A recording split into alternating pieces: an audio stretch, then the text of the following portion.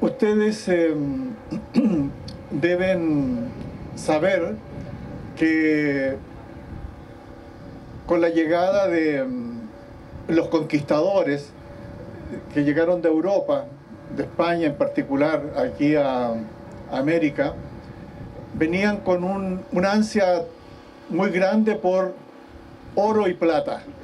Eso es lo que buscaban fundamentalmente. Y por lo tanto poder saber dónde estaban, ¿cierto?, aquellas minas de oro y plata era una prioridad. Se sabía que esas minas existían y las más importantes pertenecían, por cierto, al imperio inca, al imperio del Tahuantinsuyo. Y a esas minas se les conoció por lo mismo las minas del Sol.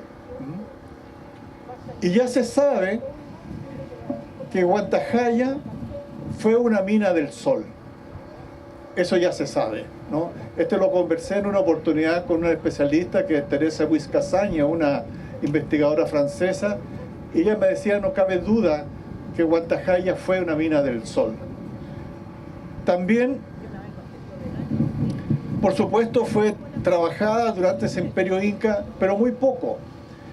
Y uno de los indicios más claros de la importancia de del Cerro San Simón y San Agustín de Huantajaya es la presencia de un capacocha en lo que es el Cerro Huantaca, que hoy día lo conocemos como Cerro Esmeralda.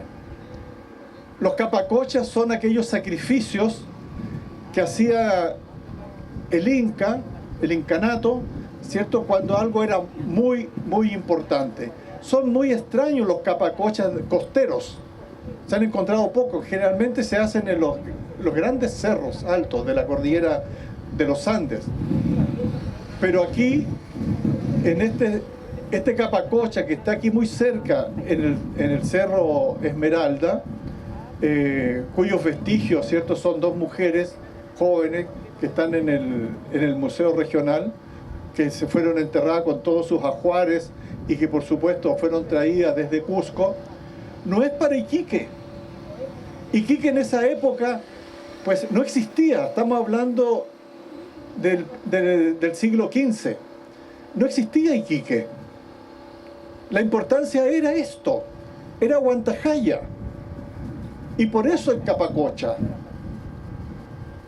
Bueno, cuando se repartieron las encomiendas por parte de Francisco Pizarro, a uno de los más jóvenes integrantes de su hueste, se llamó Lucas Martínez Vegaso, y le entregó por encomienda un gran territorio que incluye Huantajaya, alrededor del 1545 aproximadamente, para que vean ustedes la cantidad de tiempo atrás. Y se empezó a explotar Huantajaya en esa época. Ahora, Lucas Martínez perdió esa encomienda por los conflictos internos que hubo en ese periodo, y la mina de Huantajaya quedó en abandono para nuevamente poder ser explotada a partir de Bartolomé Loaiza en el siglo XVIII. Ya ese periodo es más cercano, ¿cierto?, al periodo nuestro. Y ahí hay una serie de mineros importantes que explotaron estas minas. Y se le llamaban estacas a las explotaciones. Y una estaca siempre, cuando se descubría una nueva veta, era para el rey. Y luego se dividía y se entregaba, ¿cierto?, se le ponía nombre y eran de propiedad de estos personajes. Y el más importante de todo se llamó José Basilio de la Fuente Haro y Loaiza. Este señor fue uno de los hombres más ricos de todo el virreinato del Perú. Era de aquí, de Tarapacá, pero se llevó al final de sus días, cuando ya dejó de explotar las minas él, se llevó a su familia a Arequipa. Y por lo tanto, buena parte de su familia se instaló en Arequipa y otra parte de su familia se quedó aquí en Tarapacá, especialmente los Gutiérrez de la Fuente, los Almonte de la Fuente, en fin. Este señor José Basilio de la Fuente dejó un registro de su presencia aquí en el pueblo de San Lorenzo de Tarapacá. Él fue el que levantó la iglesia, el campanario de San Lorenzo de Tarapacá. Estas minas eran tan importantes, esta en particular, que eran las minas que eran características porque daban papas de plata.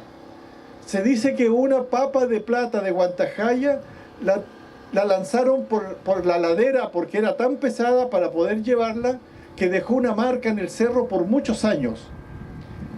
Otra mina que tenía también papas de plata era Porco y Potosí, el famoso Cerro Rico de Potosí.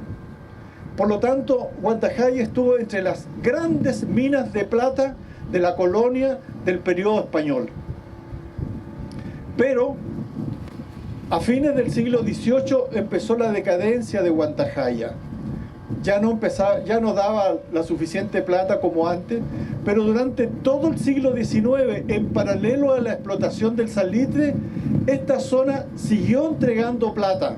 Por lo tanto, el pueblo de Guantajaya permaneció hasta comienzos del siglo XX, paradito, todavía estaba ahí, y su cementerio.